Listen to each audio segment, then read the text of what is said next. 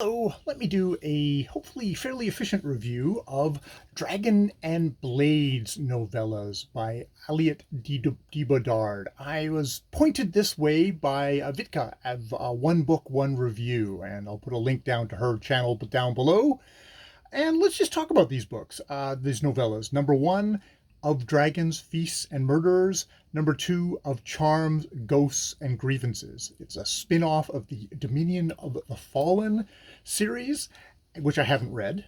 But I thought, okay, this seems like a fun kind of jumping in spot. It, as far as I can tell from my very incomplete understanding of this world, it's a fantasy version of the world of Paris and Vietnam, kind of the various wider areas with fallen angels and these people who are sort of embodied versions of dragons, fish, crabs, all this different thing. They can suddenly switch from being what looks like a person to underneath there is like a dragon or an orca in one case. Those are the big ones. Dragons definitely, especially because this is set in the Drgn realm, where the character's Thwan, who is a dragon prince, sort of a black sheep of this court, returns back with his husband, the Asmodeus, and his name, it sort of gives it away. He's a sort of a lust demon, but is apparently like a fallen angel. However, theologically, that comes out. But he is somebody who likes torturing people, but is also fiercely protective and loyal to those who have become a part of his house, the House of Hathorn. So he's fiercely loyal to Thwan. And as we see in these stories, when someone gets adopted in, suddenly his whole manner will switch, and he can go from being kind of vicious, toying, kind of torture thing to being someone who's like, I will protect you at all costs with my life. Indeed, very much kind of the character. Now, in both of these novellas, all set in the Drgn realm court, which seems to be underwater. I'm slightly fuzzy on my geography here.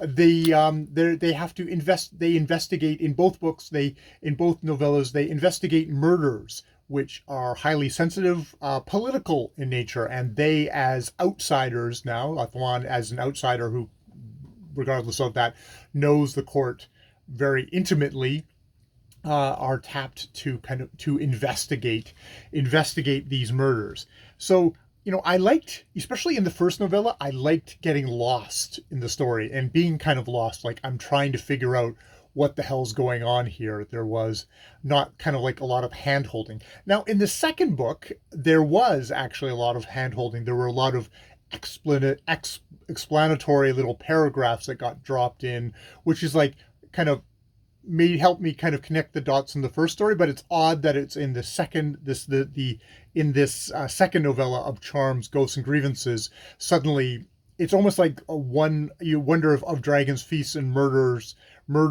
was at the back of one of the actual Dominion of the Fallen books, so it's guaranteed that everyone reading that story knew the world.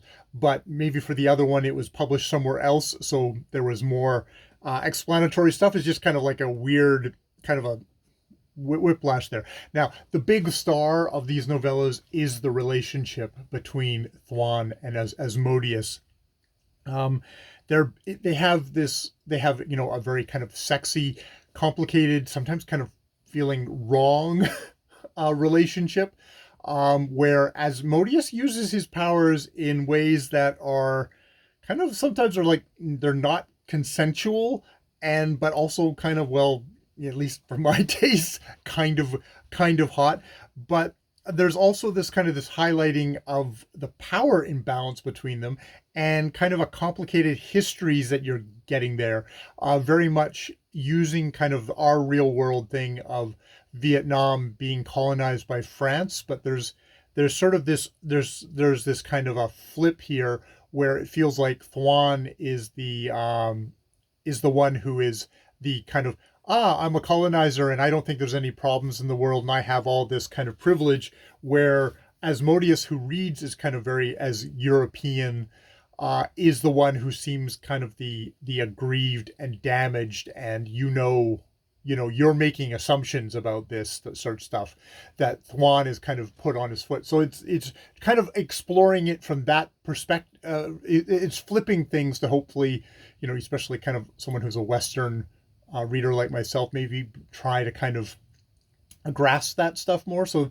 that's kind of an interesting thing that they've introduced into there's like the interpersonal stuff that they have between each other, but there's also this kind of implied histories getting worked out. And so that was all good, and it really made for kind of rich reading thing. There's just that this world, this is the only, it's very much within this dragon realm. I don't know what happens in the kind of the fantasy Paris with all the angels. I have a feeling that's in the main series, but this dragon realm, the court is really well realized, and Thwan's second aunt, is it second aunt? I think I've got down here, is the supreme empress, who is trying to maintain her control and maintain kind of the blessings of heavens, or at least the appearances of it.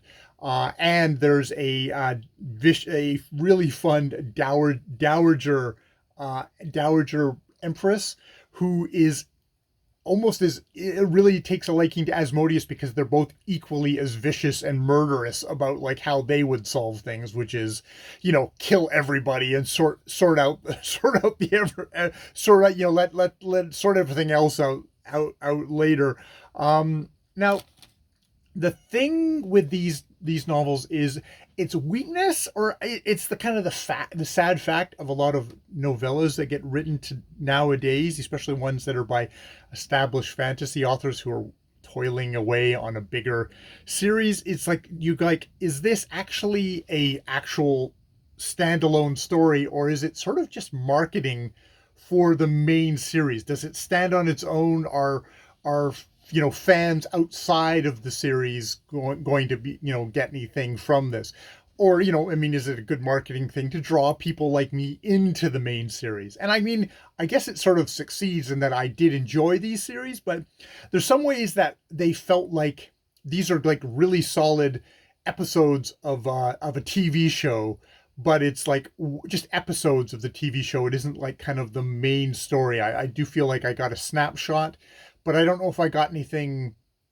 I don't know if I feel like I got anything larger. There are some kind of resolutions. There are some kind of workings out of the relationship between these two guys, but I don't know. I kind of like, I guess in the end, I did enjoy the stories. I did enjoy the character, and I'm hungry for more. So I probably will actually go and find the first book in the Dominion of the Fallen series, that it's the House of Shattered Wings, and try that.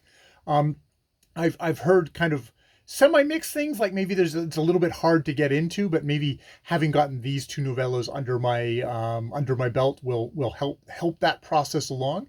These novellas were just the perfect little bite-sized reads that I was in the mood for.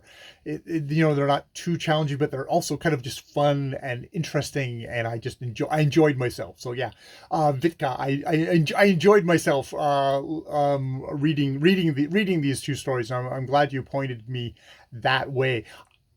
Yeah. So there's that. I may try one of see if I can find some more just genuinely standalone novellas from her, because sometimes I think I've heard more about Bedard actually being better at this length than she is in the novel form. But that's completely ignorant of the actual facts. That's probably hearsay that I'm just reporting there. So yeah.